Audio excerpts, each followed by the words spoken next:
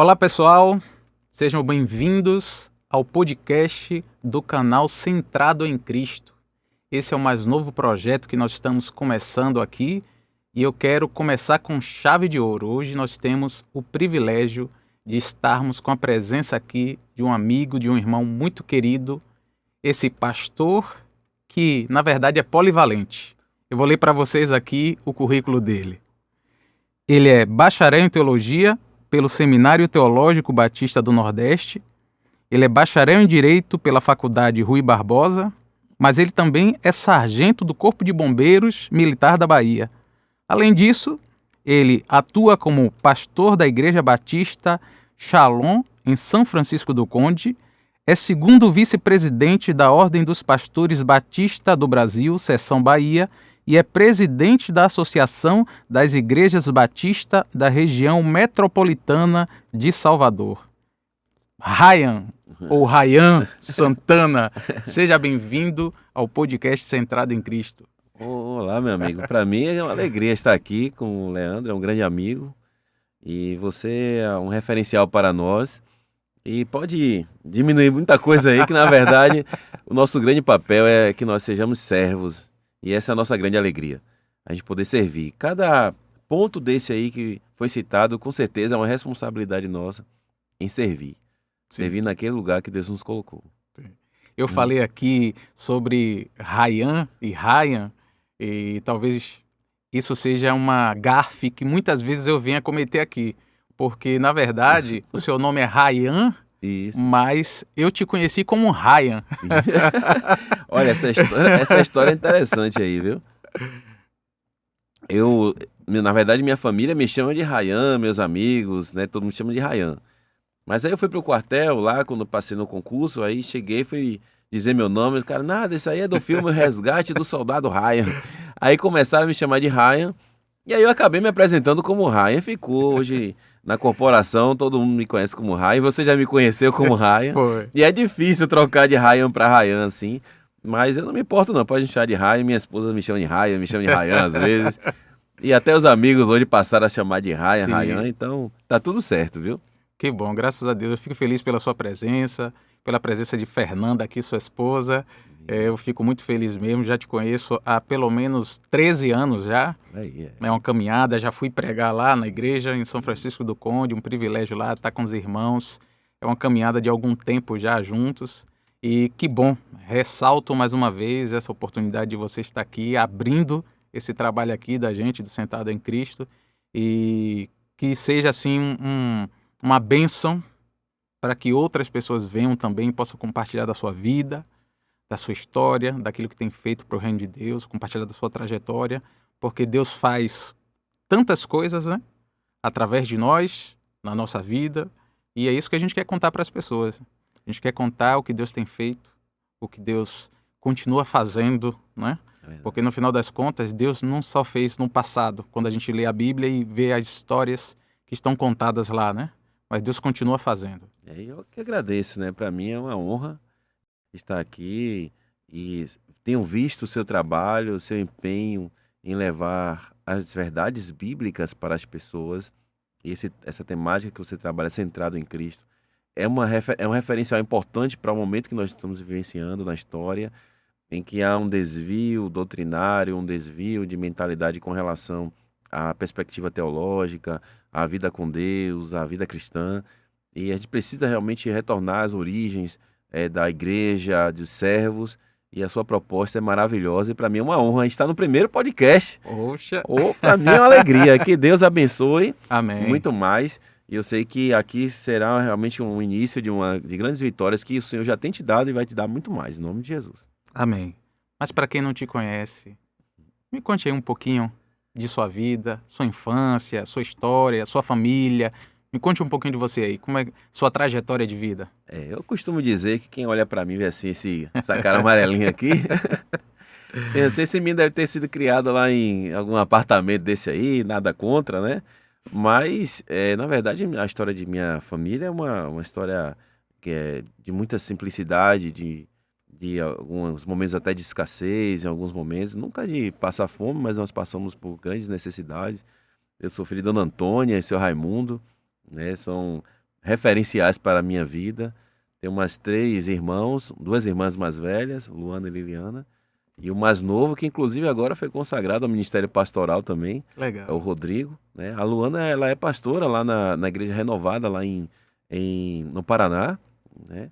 E Deus tem feito uma obra grandiosa na nossa família, né? Então, nossas origens são origens, assim, bem simples, mas a gente percebe que quando Deus entra na família, a família muda, né? Então, na minha infância foi um período também muito legal, porque eu nasci ali no São João de Plataforma, e ali é beira-mar, né? Então, a gente ia pra praia ali, né? Ia pra pescar, a gente pegava o siri praticamente na porta de casa, né? Porque a gente morava numa região de palafita. Inclusive, a minha casa era uma palafita. Eu morava em cima, realmente, como o pessoal fala, da maré, né? E a gente corria para ir em direção assim a áreas pelas tábuas, né? O que é uma palafita, para É, quem não sabe o que é? palafitas são casas que são construídas em cima da água, né, e fincadas ou na areia ou na lama. Então elas Sim, não são diretamente ligadas ao solo. Elas são ligadas através de troncos, né, que até a região mais próxima, mas elas estão embaixo dela tem água, sim. né? Então ali elas são sustentadas por esses troncos. E ali, quem não conhece aqui Salvador, a antiga, talvez não lembre, mas a Salvador antiga nós tínhamos as regiões de palafitas, nós tínhamos alagados, né, que com ações posteriores de governos, isso foi minimizado. Mas nós vivenciamos isso na prática, né? Então nós pegamos o siri ali na porta ali de casa, né? Depois crescemos mais um pouco e nós íamos ali na região do final de linha ali do São João, e a gente pegava era marisco, né? Também. Então era uma infância assim que apesar das dificuldades enfrentadas, eu tenho boas lembranças, porque em meio àquilo tudo, eu via como era maravilhosa a ação de Deus na vida da gente, né? Nós crescemos muito unidos, graças a Deus, somos 4 irmãos muito unidos. Meus pais também incentivaram isso, né, para que nós tivéssemos essa união. A ação de Deus também fez isso na vida da gente. E todos hoje formados, bem empregados, conseguiram desenvolver a sua vida, sua caminhada, casar, construir sua história.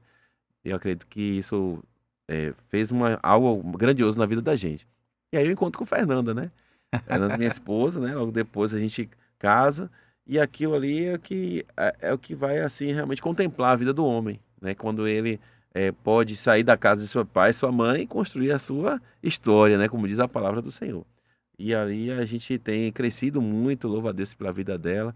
Sempre me acompanha, tá junto, tá aqui também, aqui acompanhando, né? E é um pouco, né? É um spoiler. Sim, Tem muita coisa para contar. sim. Mas deixa eu te perguntar, pelo que você falou, pelo que eu entendi, você cresceu num lar que já teve algum contato com a palavra de Deus, não é isso? Isso, foi a minha irmã mais velha, que hoje é pastora, que aceitou primeiro a Cristo. Logo em seguida, no domingo seguinte, ela leva a minha mãe. Ia fazer 2 anos, fui de colo. E aí, por último, foi meu pai. Meu pai, ele foi aceitar Jesus depois de um bom tempo. Meu pai bebia, fumava, mas depois que ele entregou a vida a Jesus, ele abandonou o fumo, abandonou a bebida e entregou a vida dele a Jesus e hoje é diácono, né? Sim. Serve a Deus, já foi presidente do corpo diaconal da igreja, membro da comissão de ética. E realmente a gente vinha ali de pequeno, já praticamente crescendo no evangelho mesmo, sendo construído. Aprendi a ler praticamente com a Bíblia, né? Sim. Ali, o meu querido pastor Jair Pereira, que está lá em Brasília, ele era conselheiro dos embaixadores do rei, e meu professor também na classe lá de crianças, ele me colocava para ler na Bíblia, né? Aprendi a ler na Bíblia. Que legal. Mas aí Foi você cresceu assim, e a gente sabe que, pelo menos é comum, nas igrejas batistas, era batista, né, que você ia batista, é. na igreja batista, que tem os, embaixadores do rei, Sim, sim. e aí vai no embaixadores do rei e tal, vai crescendo ali, mas isso não necessariamente quer dizer que aquele menino já é um crente, já é um Não, cristão, já é um convertido. é verdade. Que momento foi que aconteceu essa conversão para você? Isso que foi impactante assim para mim, porque foi justamente um dia que eu fiz o papel de Jesus. Nós tivemos uma peça, eu tinha 13 anos de idade, e nós fizemos uma peça, e eu já tinha feito papel de Jesus outras vezes, mas eu era mais novo, eu não tinha, eu apenas executava, de certo modo, aquilo que os professores orientavam, né, treinavam a gente. Mas nessa peça foi diferente. E ao terminar aquela peça, eu percebi o amor de Jesus por mim. E quando eu estava naquele momento pregado na cruz, simbolizando Jesus na cruz, naquela peça, eu disse assim, rapaz, Jesus fez isso por mim. E foi muito mais pior, porque eu estou aqui apenas simulando, mas Jesus fez algo que a história até hoje conta, e a gente vai olhar nos textos bíblicos e vai ver como foi dolorosa aquele caminho, né, até o Gólgota, aquele período até ele ser crucificado. Então, naquele dia, interessante que o pastor ele fez um apelo para quem queria aceitar a Jesus como seu Salvador e se converter a Ele. Aí eu já tinha ido outras vezes como criança, mas naquele dia eu queria tomar aquela decisão. E eu fui lá na frente. E Jesus aceitou Jesus? E Jesus aceitou Jesus. E o engraçado é que o Pilatos, que era um amigo meu, né, que infelizmente faleceu, o Gustavo Quireza, ele fez o papel de, se não me engano, de Pilatos, ou era o chefe da guarda, uma coisa assim. Eu acho que ele era Pilatos. E ele pegou, e nesse dia, quando eu fui lá na frente, ele também foi. E ele também tinha crescido junto comigo. Aí o pessoal ali, rapaz, Jesus e Pilatos ali na frente, entregando a vida a Jesus, né? Então foi algo assim que marcou a minha história.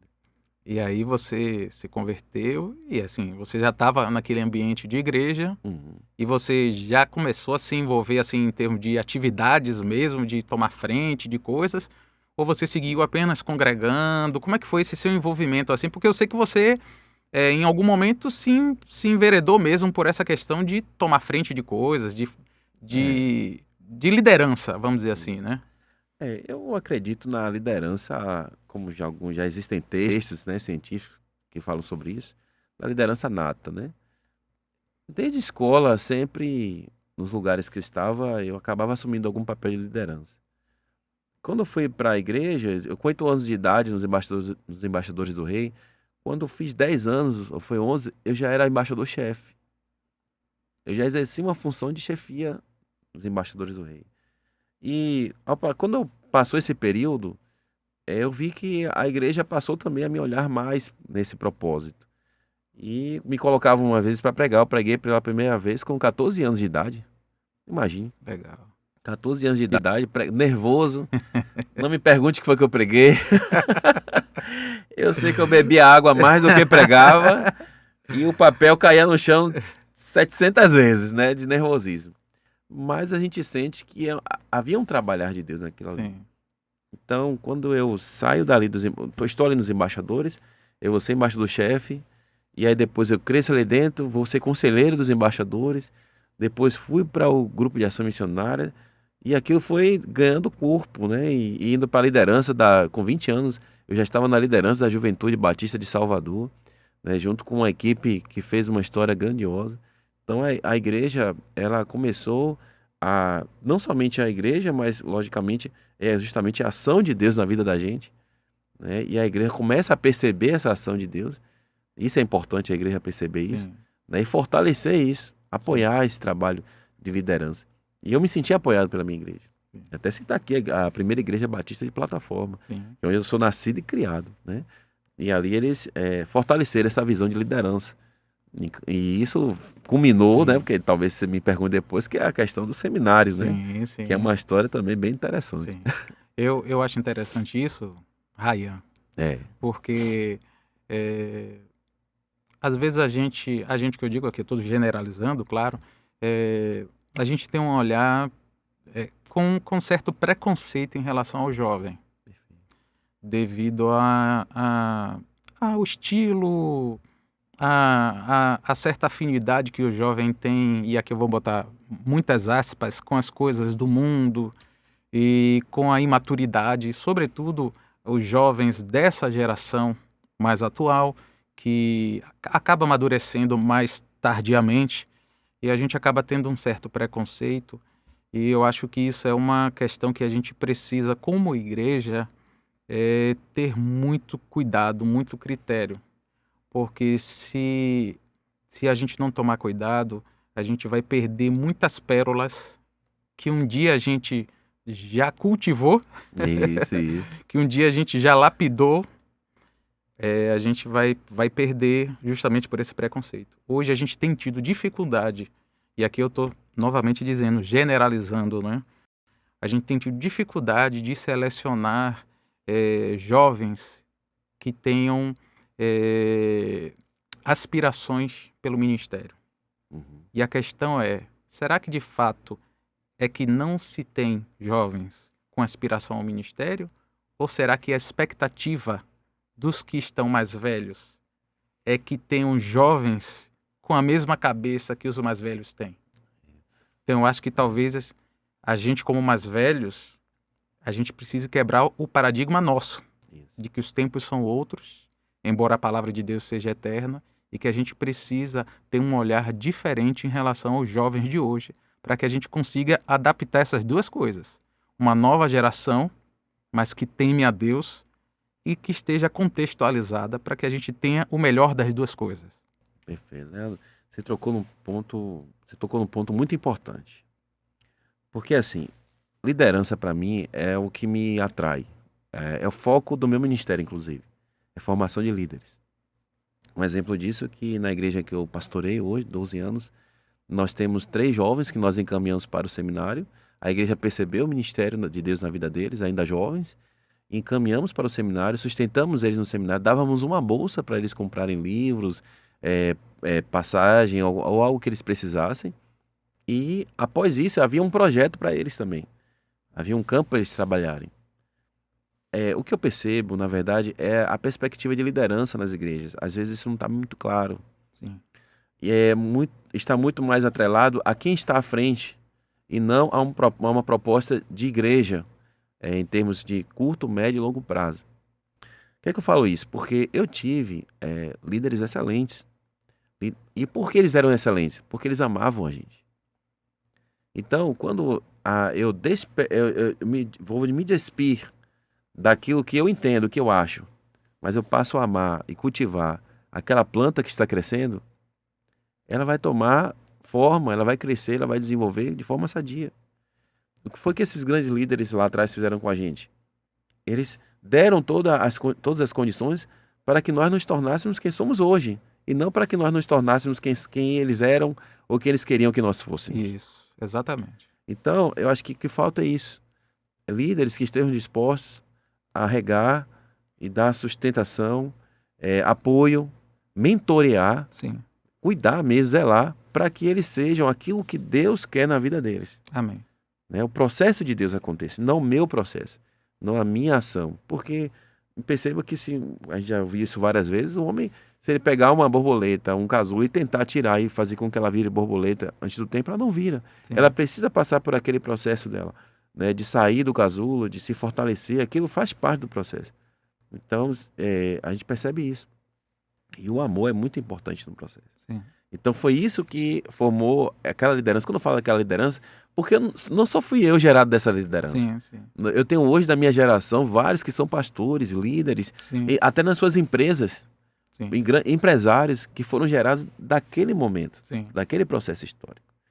Então eu acho que hoje a mentalidade de liderança está dentro disso que você falou, Leandro. Sim. Da gente olhar não o que a gente quer que seja, mas o que Deus quer fazer. Sim. Porque eu não estou conseguindo ver o que vai acontecer daqui a 20 anos, mas Deus tem um controle sobre Com isso. certeza. Então ele está preparando aquele líder não para hoje, mas muitas vezes para as necessidades que nós teremos daqui a 20 anos. Isso. Que hoje talvez estejam apenas embrionárias, mas lá à frente elas estarão maiores. E precisam de líderes grandes, fortes, bem preparados para lidar com aquilo ali na frente. Isso é verdade. Eu penso também que hoje o que a gente tem que estar mais preocupado na formação de líderes é na busca de uma essência. Verdade. E as arestas, elas podem ser trabalhadas. E talvez a palavra, que é até uma palavra da moda, essa mentoria, né? Talvez ela seja o ideal mesmo. Porque, ou a gente pode usar a palavra que talvez seja no contexto cristão mais utilizada, que é o trabalho de discipulado, né? Sim. Que é o que deve ser feito, porque assim, erros vão acontecer na nova liderança, nos aspirantes a novos líderes, a novos pastores. Mas o problema, na verdade, não é esse. Até porque os velhos líderes também erram. É verdade. Na verdade, os que estão mais velhos na liderança, como eu e você, devemos fazer é tentar manter o ambiente para esse novo o mais seguro possível, para que ele erre, quando errar, né?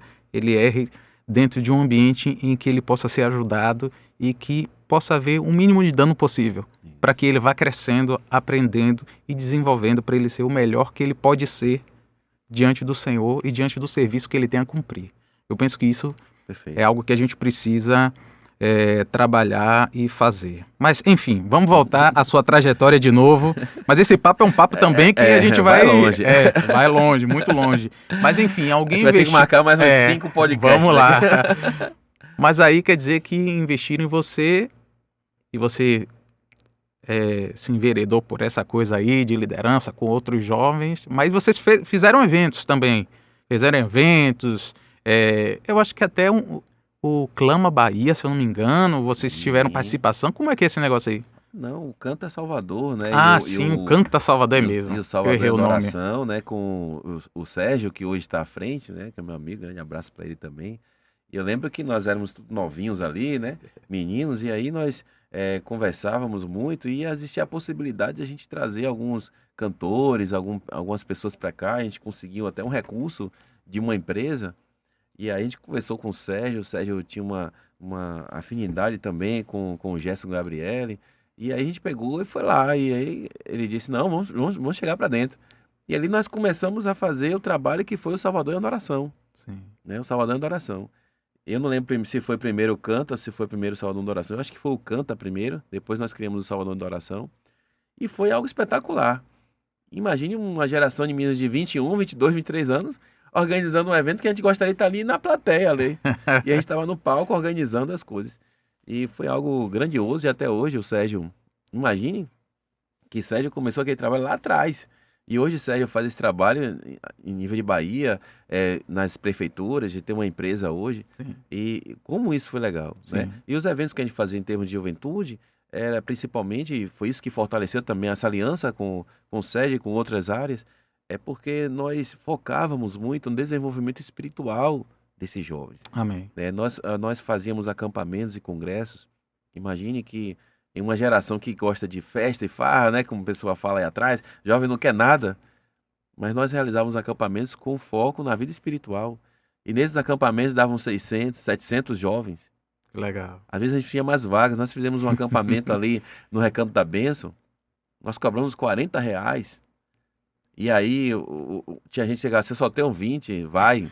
A gente só tenho 10, vai. Tem gente que já não tem o dinheiro, vai também.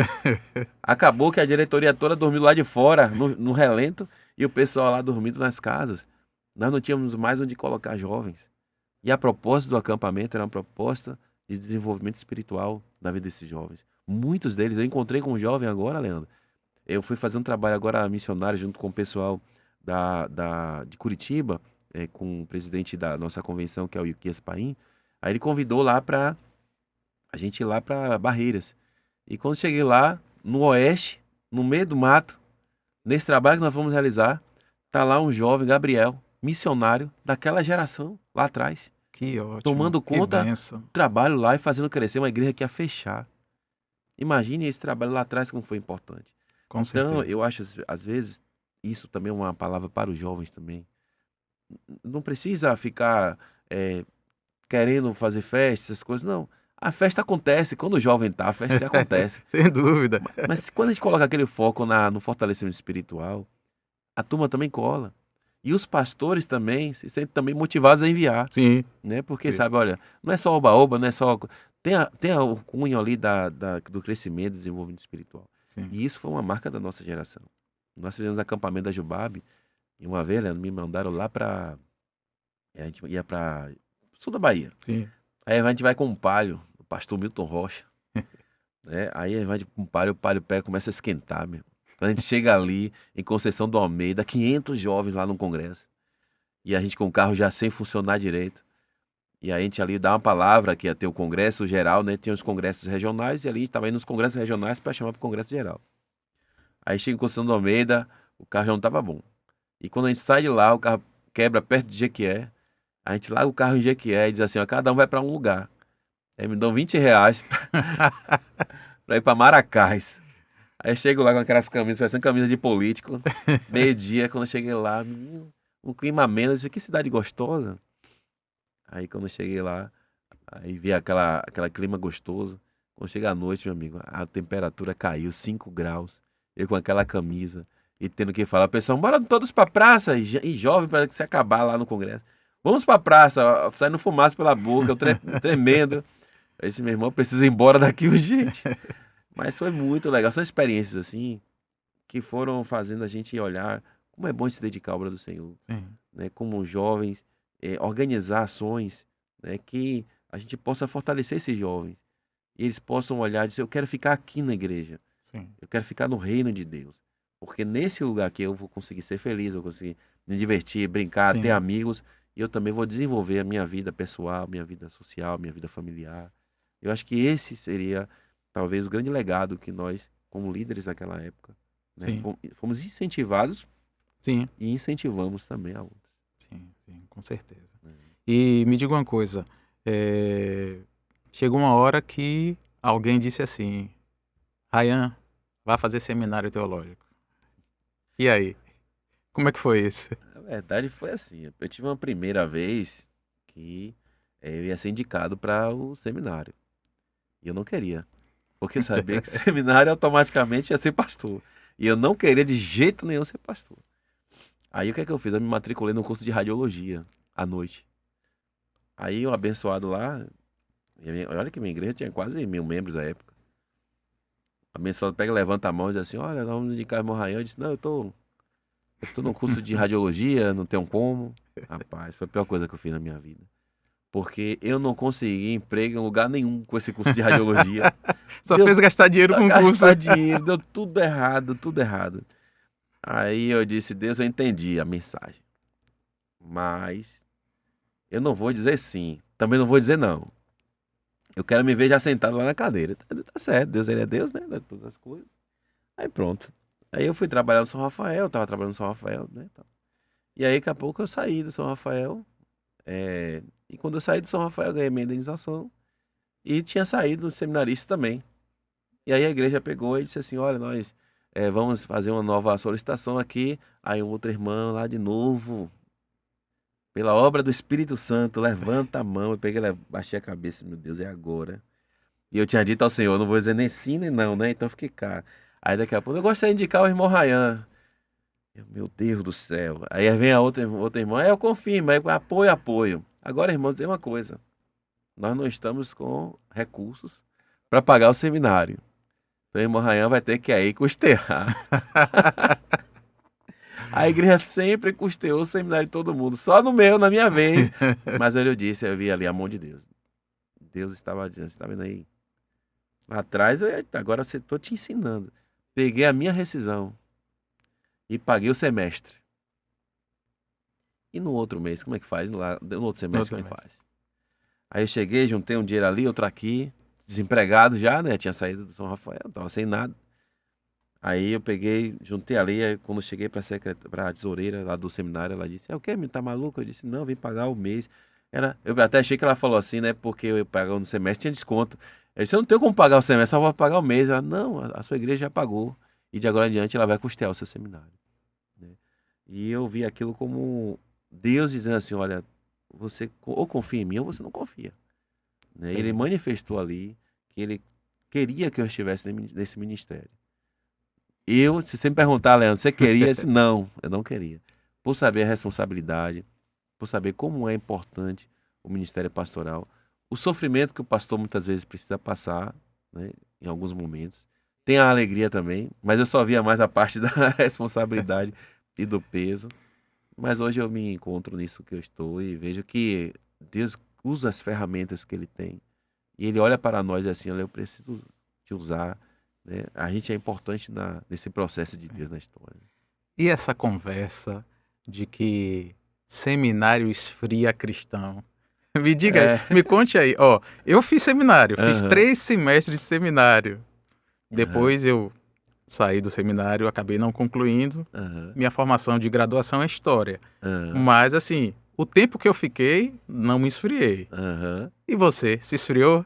Olha, esfriar, assim não. Mas assim, a gente se espanta, né? Eu cheguei logo lá, na primeira semana de seminário, tinha um pastor lá, né, o nosso professor.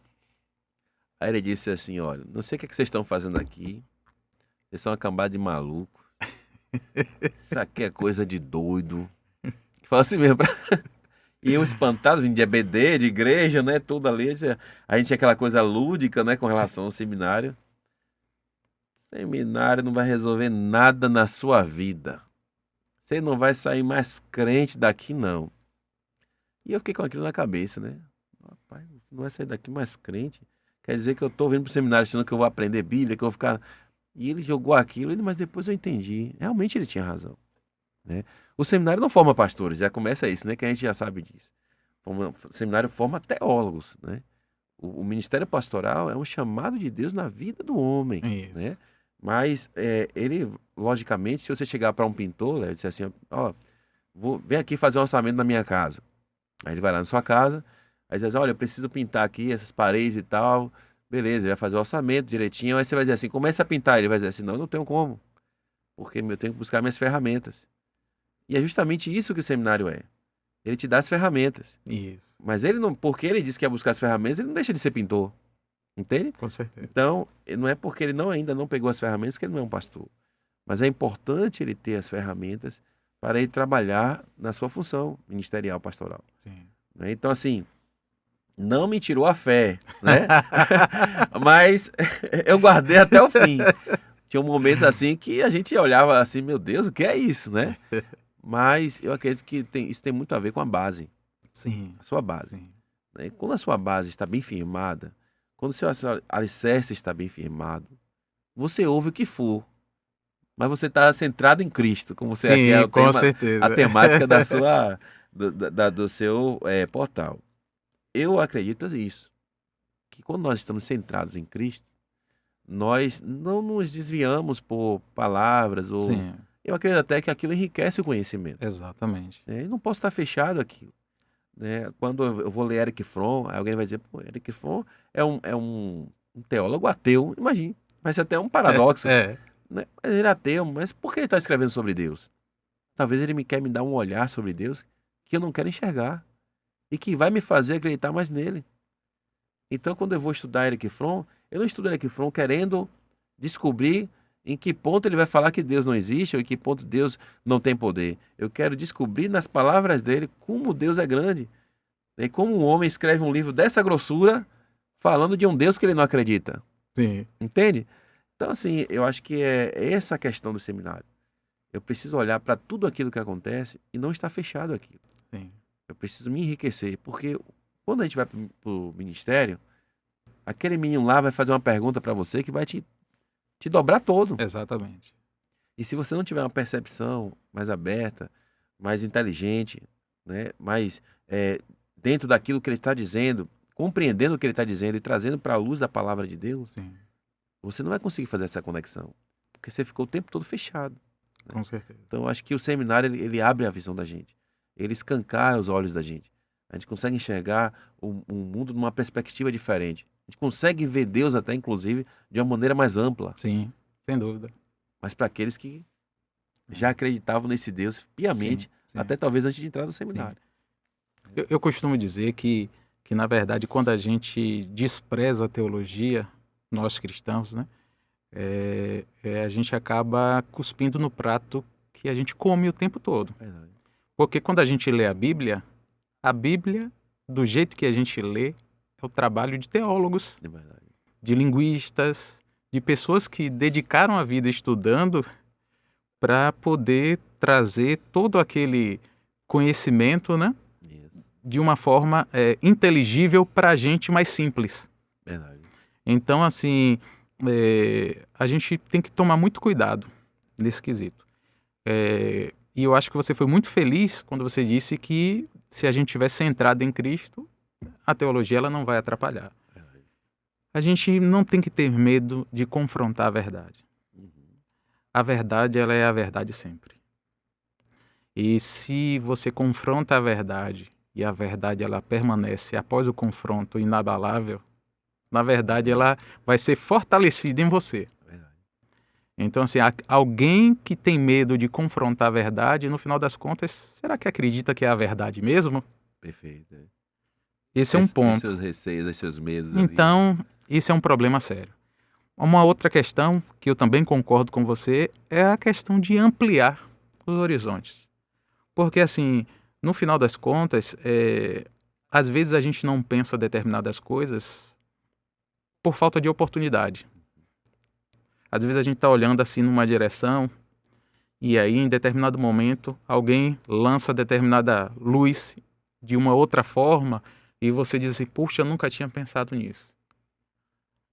E isso pode ser o suficiente para que gere todo um transtorno em Isso. uma crença, em uma dificuldade de explicação. Por exemplo, hoje a gente está numa crise muito grande de ensinos na internet. Uhum. As pessoas têm acesso a todo qualquer tipo de ensino na internet, normal, todo mundo está aí, é uma rede aberta, e muitos cristãos estão tendo acesso, só que, assim, o cara que tinha uma fé simples, de repente está, assim, emaranhando em coisas. E por que isso está acontecendo? Justamente por isso. Ele recebe uma outra luz e ele vai ali, só que ele não tinha uma base aqui. Perfeito. Com isso eu quero dizer que todo mundo precisa ser teólogo? Não, obviamente não. Mas com isso eu quero dizer que a gente não precisa demonizar a teologia. Perfeito. Porque a teologia ela vai ser necessária muitas vezes para responder justamente essas questões de pessoas que precisam de, num momento como esse, precisar ser respondido Isso. nessas questões, nesses detalhes que são mais complexos e que a gente não precisa, de repente, de púlpito estar o tempo todo explicando, porque o ensino na igreja tem que ser simples, Isso. não tem que ser intelectualizado. Mas, quando for necessário, a gente precisa dar toda a luz necessária para explicar determinadas coisas. E aí, para fazer isso, tem que ter o conhecimento teológico, não tem jeito. Perfeito. Quem não tiver esse conhecimento, aí eu vou dizer da minha parte. Por isso que eu, apesar de não ter feito seminário teológico todo, depois eu fiz uma pós-graduação em Teologia e Cultura, para tentar me redimir. Porque é apaixonante também, né? A teologia é uma delícia, apaixonante. é uma delícia. Eu lembro de Wayne Grudem, e quando você falou dessa teologia simples, nós inclusive lá na igreja, nós passamos este ano a trabalhar Wayne Grudem, né? Quando ele fala dos fundamentos da fé cristã. Sim, E ele tem uma linguagem até mais acessível. A gente consegue compreender melhor, né? Quando a gente vai para Langston, que é uma linguagem mais complexa, mas aí talvez até eu entendo porque alguns não buscam esse conhecimento e tantos outros autores. A gente está trabalhando no N-Gruden, isso tem sido bem aceito na igreja, sim, né? E isso fortalece a igreja. Porque, imagine, Leandro, nós estamos agora com desafios grandiosos para o evangelho. Você falou agora dessa questão dessas pessoas que ficam aí pregando na internet. Qual é o filtro, né? Como é que você, exato. um bom bereano, Sim, tem que conferir essas informações? sim, Você não tem uma base, você não tem isso, estrutura para isso. Então isso muito preocupa a gente, porque essa construção dessa nova teologia que está sendo feita aí, uma teologia talvez rasa, isso traz danos posteriormente, porque nós não vamos ter respostas importantes para a sociedade, sim, com como certeza. está acontecendo agora. É, Nós temos agora desvios morais, nós temos desvios doutrinários, nós temos problemas sérios comportamentais, e isso vai justamente impactar a vida com Deus com certeza. e o Evangelho de Cristo. Então, a teologia ela precisa entrar com uma resposta com crentes que sejam realmente responsáveis com a palavra de Deus, responsáveis com aquilo que ele aprendeu. E isso é um desafio para a igreja do Senhor. Hoje nós somos desafiados a isso. E será que nós vamos continuar olhando e assistindo isso, e isso avançando, sem a gente conseguir perceber que nós precisamos voltar à palavra de Deus, mas buscar alguém que fala assim, a teologia é algo que mata, né? O pessoal fala assim, Sim, isso aí é teologia, não tem nada. Gente, teologia nada mais é do que me aprofundar no conhecimento da manifestação de Deus, sim, né? Então eu vou me aprofundar nela através da leitura da palavra do Senhor, né? Nós temos autores que vão nos ajudar nesse esclarecimento, isso, né? Eu gosto muito de Roy Zuck, a interpretação bíblica de Roy Zuck. sim, E ele fala uma coisa que eu acho maravilhosa. Ele diz assim: a Bíblia não se contradiz. sim, né, ela é progressiva na história. Então, quando a gente lê a Bíblia, a gente não apenas a gente está analisando as questões que outros estão dizendo aí que a Bíblia está mentindo, mas a gente está demonstrando aos homens que ela é mais atual do que eles imaginam. Isso. Ela traz respostas mais atuais do que eles possam imaginar, que eles possam perceber. Então, acho que o Royzuki foi muito feliz nisso, quando ele fala sobre isso. E acho que nossa responsabilidade, como teólogos, também como pastores nesse tempo, Sim. é a gente incentivar a todos os irmãos que busquem esse conhecimento. Amém. Agora, o que acontece? Nós vamos para outro lado. O que é que hoje tem sido mais apregoado? Né? Essa questão da prosperidade. Não sou nada contra que as pessoas tenham carro, casas, mas qual é a motivação? Para que eu quero isso? Qual é o meu objetivo com isso? É para a glória de Deus? Ou é para eu ostentar e dizer assim, olha, eu tenho mais poder, eu tenho mais que o outro? Sim. Porque se a gente for olhar para Jesus, Jesus vai dizer o quê? O filho do homem entendeu de reclinar a cabeça. Jesus andava em cidade pregando o evangelho. Jesus entrava nas casas das pessoas, tinha que lavar os pés. Por quê? Porque o pé estava sujo de tanto andar, que as ruas eram empoeiradas. Então hoje, quando a gente olha essa perspectiva que está aí, ela distancia e muito da proposta que Jesus trouxe. Com E certeza. quando Jesus vai dizer, olha, o filho do homem veio para servir. Então Jesus pega, por que a gente não vê pessoas lavando os pés? Eu não digo lavar os pés para demonstrar diante dos holofotes. Lavar os pés é quando as pessoas não veem e você serve, né? Você se dedica. Né? Hoje o que tem acontecido é justamente o inverso. É o aparecimento de grandes luxúrias no nosso meio e cada vez menos pessoas dispostas a servir, né? A cuidar, né? A manifestar essa teologia real e verdadeira, Sim. que ela está aí para que nós entendamos a palavra do Senhor. Ela está a serviço do reino para que a gente possa levar as pessoas à mensagem de salvação. Essa é a Amém. proposta. Amém. Amém. É isso mesmo. Antes de a gente continuar, Ayan, eu preciso falar aqui das pessoas que estão contribuindo para que esse podcast esteja acontecendo. A gente tem parceiros aqui que estão nos apoiando e eu queria falar primeiramente daqui do JS Estúdio. JS Estúdio, que tem como proprietário o engenheiro de som Jaque Sandro Silva, abriu aqui a casa para que a gente pudesse gravar esse podcast e a gente vai estar gravando sempre aqui. E eles fazem aqui serviço de gravação, mixagem, masterização de projetos diversos. Então, se você, por acaso, tem algum planejamento de um projeto para fazer, de gravação, de mixagem, de masterização, tanto em estúdio como fora dele, você pode entrar em contato com o JS Estúdio. Em algum lugar aí na tela, certamente vai aparecer algum contato. Você entra em contato e faz o seu contato, né? Eu estou falando contato, mas é isso mesmo. Faz o seu contato e pergunta como é que faz, enfim, e tem o seu acesso a Jacksandro Silva. A outra pessoa que também tem nos apoiado é Ângela Teixeira Doces Gourmet. Faz um trabalho com personalizados, brigadeiros tradicionais e brigadeiros gourmets, doces finos e doces de luxo. Então, se você tem casamentos, se você tem festas de 15 anos, se tem formaturas, aniversários, agora tem mesários, né? O pessoal faz aniversário de mês a mês, enfim. Todo evento que você tiver e precisar desse tipo de doces, você pode também verificar com Ângela Teixeira Doces Gourmet. Também você pode entrar em contato para fazer encomenda de tortas, pãezinhos delícias, salgados diversos, guloseimas em geral, com a Delicatessen Delícia de Pão.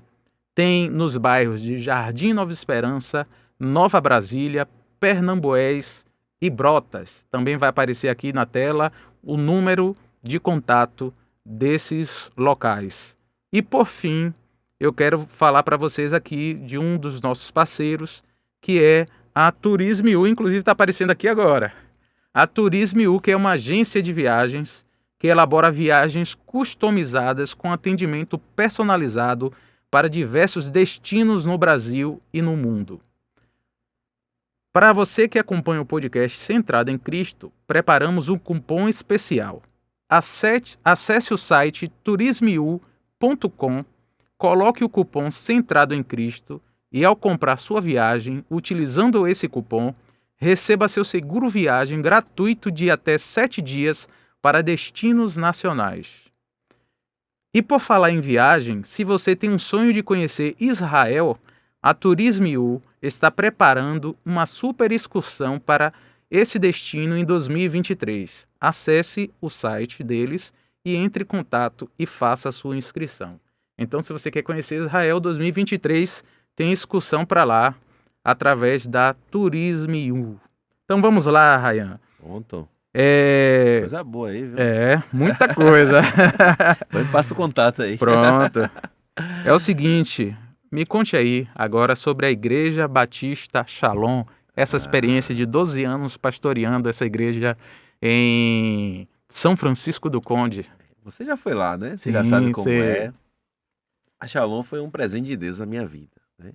Eu nasci e criado em plataforma, e aí surge a possibilidade de eu ir para lá pregar, porque tinha um pregador no dia que não poderia ir. E aí o pastor que estava como interino lá me ligou, e eu falei com o meu vice-moderador lá da igreja, e aí fui lá pregar, em São Francisco do Conde. Quando eu entro na igreja, que eu olho assim, o Espírito Santo de Deus falou ao meu coração, é aqui. E eu fiquei assim meio espantado, né? E depois daquele culto, o responsável pela igreja diz assim, você tem como vir aqui domingo, era uma quinta-feira, que eu tinha ido, né? Eu disse, tenho. Aí eu falei no domingo, ele, você tem como vir aqui na quinta-feira? Aí eu disse, tenho. Isso ficou nesse domingo, quinta. E aí no dia 5 de setembro de 2010, eu fui recebido, né, como pastor da igreja, tomei posse lá numa assembleia, junto com os irmãos, e eu só tenho que agradecer a Deus. Por quê? Porque é uma igreja muito amorosa. Os irmãos, tem ideia, a gente vai lá, você sabe disso. É café, é almoço e é janta. E quando vai no culto de domingo, tem que jantar, senão eles ficam aborrecidos, né? Tem uma tal da muqueca de ostra lá, é comida que não acaba mais. E aí tá lá, um abraço pra Cleo, né, pra Suzana, pra Zete, que acho que ficam mais lá na gestão da parte de alimentação, né? E sem falar no trabalho da igreja. A igreja, eu cheguei lá, nós temos 18 adultos e 6 jovens. É uma igreja que estava há 3 anos sem pastor, né, precisando de alguém para dar um apoio. E não tinha, quando eu assumi a igreja tinha R$ 300 em caixa.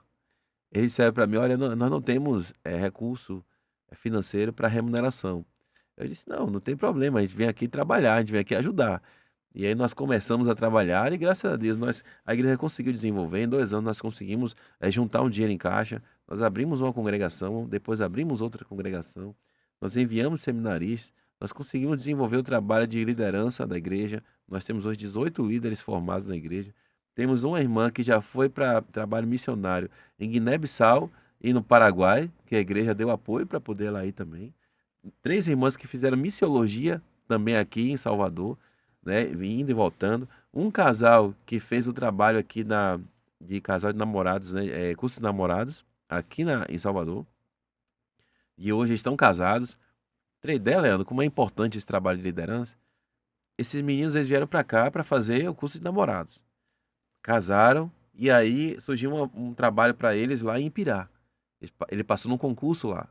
Aí eles foram. Quando chegaram lá na igreja lá de Ipirá, na igreja batista de Ipirá, eles já chegaram lá assumindo o ministério de família.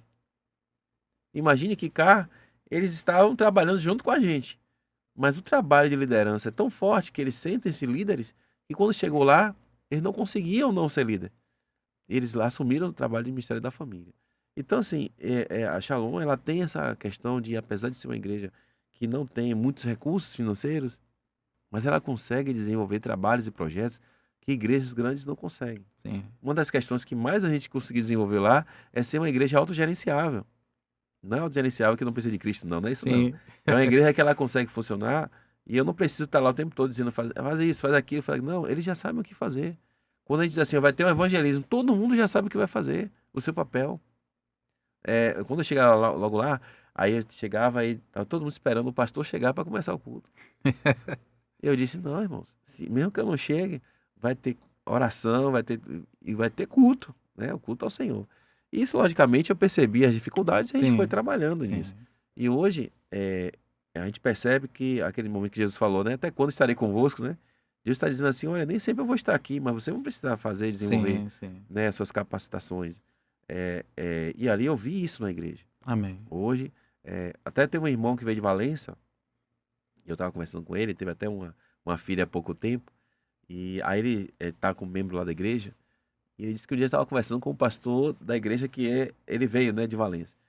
Aí ele estava dizendo assim, paz, a igreja Batista Shalom lá, o pessoal lá, as coisas funcionam, né? Não precisa colocar a mão, a igreja funciona, a igreja ela gira, ela tem a sua dinâmica, né? E eu acho que isso é um processo da igreja. A igreja é um organismo Sim, vivo, sim, né? Então ela não pode ter entraves. sim, O pastor não pode ser também um entrave.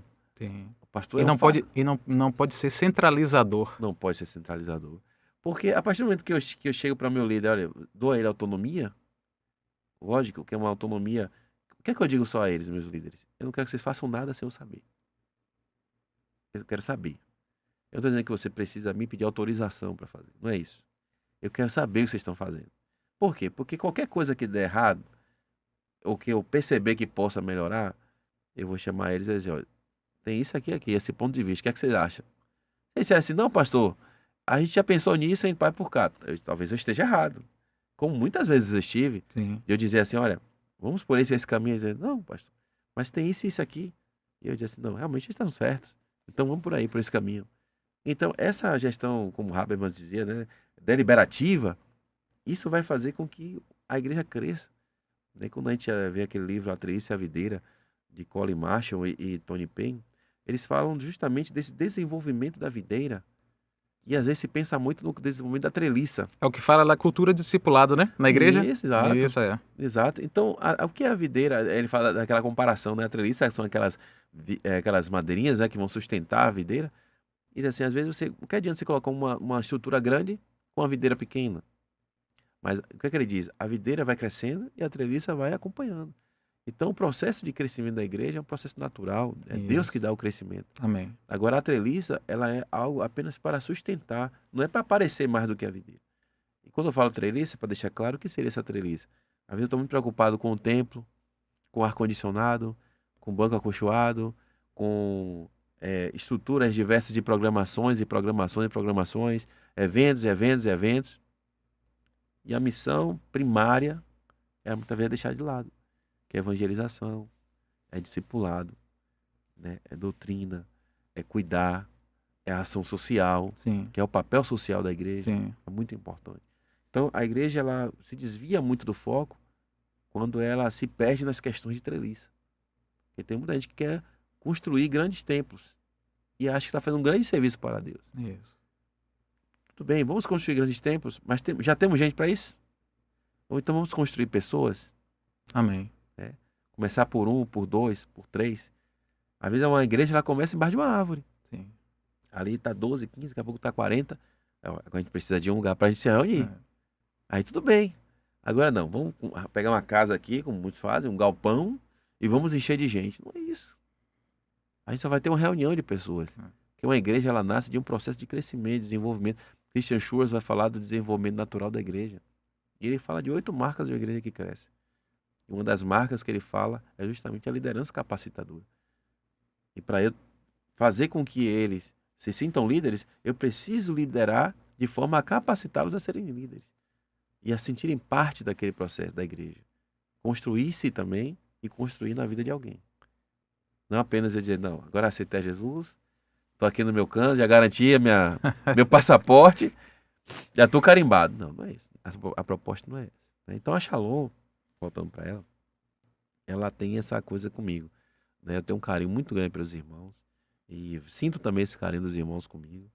Né? Não sei até quando ficarei lá, né? Porque é Deus que vai dizer, né? Sim. Mas enquanto eu estiver lá, darei todo o meu carinho, toda a minha dedicação àquele povo. Amém. E tem cuidado muito de mim e da minha família. Amém. Graças a Deus. É. E essa história sua, rapaz, de estar aí com essa ordem de pastor, porque assim, você é um cara que eu sei que trabalho não falta. Seja no Corpo de Bombeiros, Isso. seja com a Igreja Batista Shalom, e você ainda está com esse trabalho junto da Ordem dos Pastores, nesse trabalho com as igrejas batistas. Como é que é esse negócio? Como é que funciona isso? Qual é o seu papel, na verdade? O que é que você tem que fazer com esse trabalho seu de presidente? Como é que é? Temos as duas ações. A primeira é a diretoria da Ordem do Estado. Na verdade, eu acredito que a Ordem do Estado foi uma consequência de um trabalho. Eu fui presidente da subseção da Ordem dos Pastores da região metropolitana. Os pastores. E lá, na pandemia, nós tivemos um grande desafio. Por quê? Porque os pastores estavam em crise. Porque não poderiam reunir na igreja. E alguns, não todos, né? Alguns conseguiram ter estratégias, mas outros estavam em crise. E eu recebi uma ligação, Leandro, do pastor dizendo para mim assim: eu quero que você me ouça, eu vou falar, falar, falar. Não me diga nada.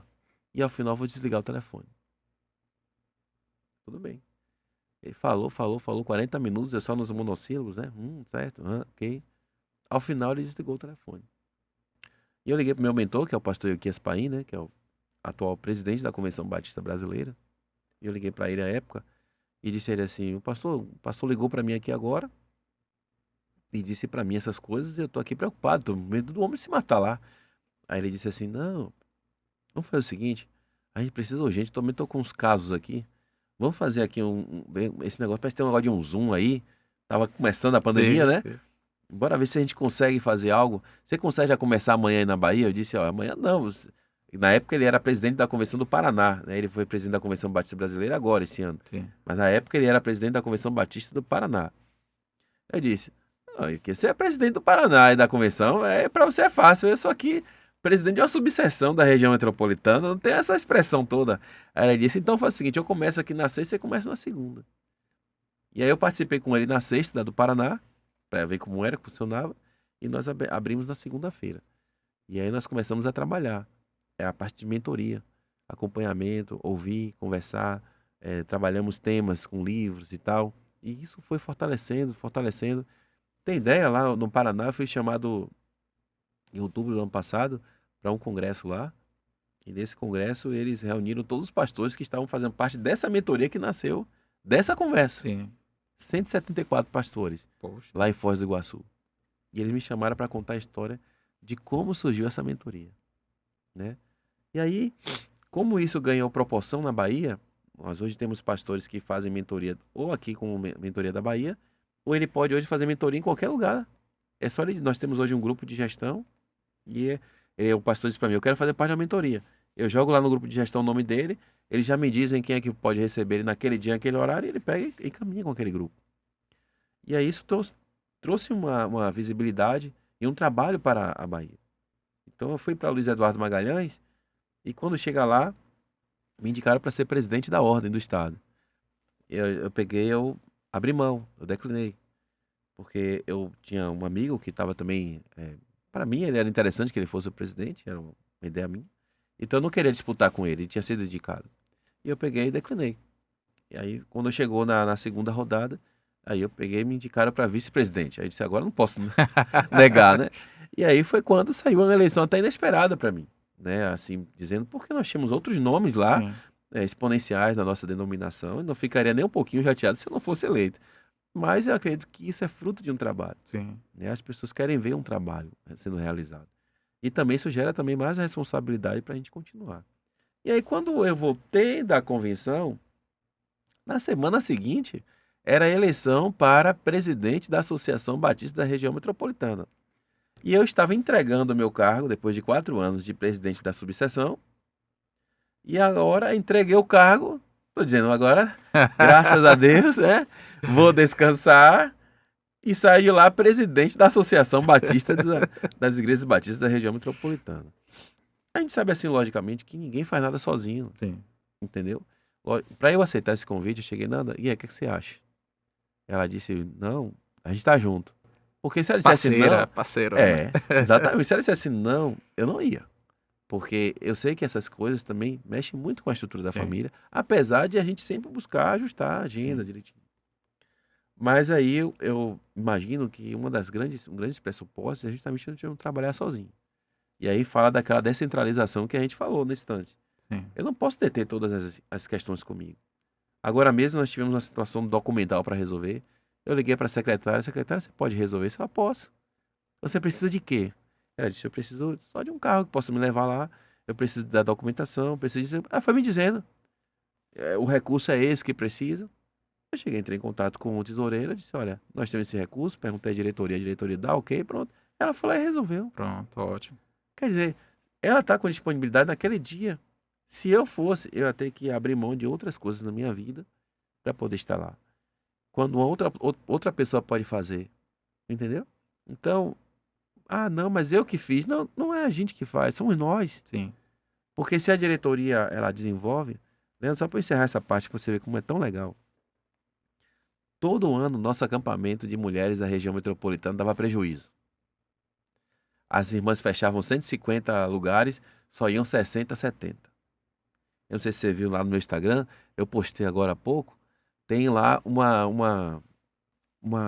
acampamento das mulheres que nós tivemos. Elas fecharam 200 lugares. Estavam com medo, logo numa reunião que nós tivemos, de que não ia, talvez, né, dar certo, porque dava prejuízo e tal. Nós estávamos lá com mais de 240 mulheres. Foi. E eu digo a você, para mim, ali tinha umas 280 mulheres. Você pode olhar as fotos, você vai ver. Então, nós demos um superávit. Sim. Aí o acampamento dos homens, os homens preocupados, né? Agora, né? Que vai ser semana que vem o acampamento dos homens. E eles estavam muito preocupados, porque até o dia desse acampamento das mulheres só tinham 30 inscrições. E eles fecharam só 100 vagas. E eles estavam com medo. E nós conversamos com as irmãs nesse dia, disse, irmãs, os homens não sabem fazer bolo direito assim muito não, né? Todo mundo que sabe não. E se eles fizerem um bolo, talvez o pessoal passe de largo igual o bom samaritano, né? O bom samaritano não, os outros que não eram bons samaritanos. Iriam passar de largo, né? Sim.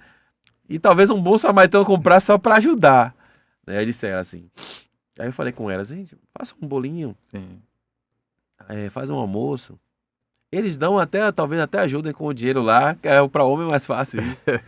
Impressionante, tem 2 dias que o presidente dos homens da região metropolitana me ligou e disse assim, pastor, não temos mais vagas. E tivemos que pedir mais 20 vagas lá à dona do espaço. E talvez a gente tenha que pedir mais 30, porque já tem mais gente querendo. Então você vê que a gestão é muito mais de você motivar as pessoas para aquilo que elas podem realizar. Sim. Sim. Esse é o papel de quem está à frente. Amém. Muitas vezes não é ele fazer, mas ele perceber que todos podem realizar Sim. com a ajuda de cada um. E aí, o que é que ressai? Não é um, ressai o trabalho de todos. E aí isso é que é o legal, porque aí é o nome de Deus, é o nome do Senhor Jesus que é glorificado. Sim. Não é um homem aparecendo, eu fiz, aconteceu, não. É a ação de todos percebendo, eu fiz parte desse processo. Sim, com Eu certeza. ajudei a construir. E todos se sentem parte e a igreja cresce. É O verdade. trabalho desenvolve. Verdade. E não fica pesado para mim. É. Eu consigo justamente trabalhar, consigo ter essas funções, consigo passear, consigo viajar e não fica pesado. E vi do podcast aqui. E vim no podcast com toda alegria. Meu amigo, foi É. muito bom você estar aqui. Eu quero te presentear, porque eu estou na Puxa, dívida Menino. com o meu livro. Vou aproveitar aqui só para fazer o merchan. Olha.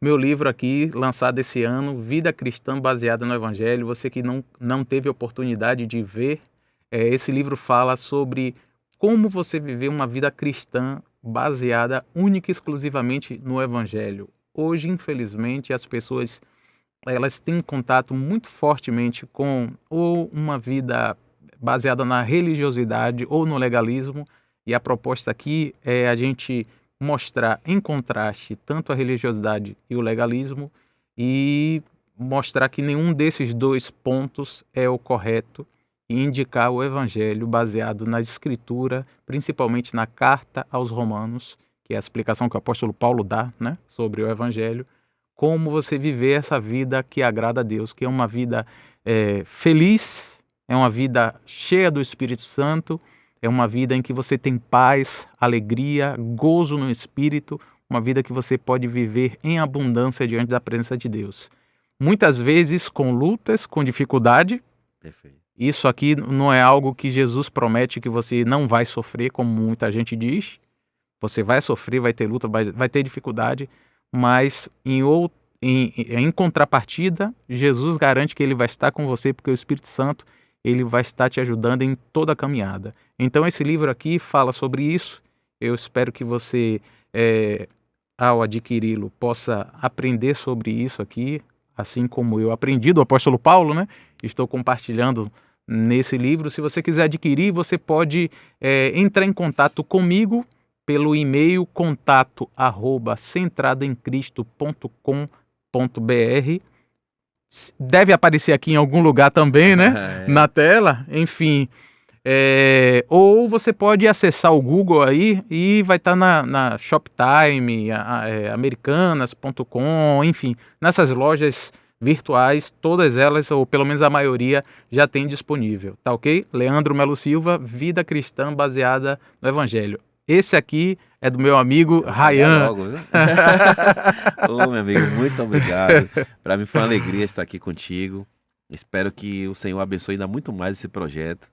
Sei que vai vir muita gente bacana aqui, muita gente legal. Acompanhe, viu? Tem muita gente boa aí. Eu vi aqui um spoilerzinho. Tem muita gente boa. Que Deus abençoe mais e mais. Conte com o seu amigo, com o seu irmão aqui nas orações. Amém. Juntos sempre. Deus abençoe. Esse aqui é meu, viu? Com certeza. Depois eu vou cobrar aqui a autografada aqui nele, viu? E eu vou pedir a você que está assistindo aquele velho pedido que todo mundo faz, mas é importante demais. Inscreva-se no canal, curte o vídeo, comenta aqui embaixo. Quanto mais pessoas fizerem isso, mais alcance o vídeo vai ter e mais assim a gente vai crescendo e mais pessoas vão sendo abençoadas. Tá ok? Deus abençoe vocês e até a próxima.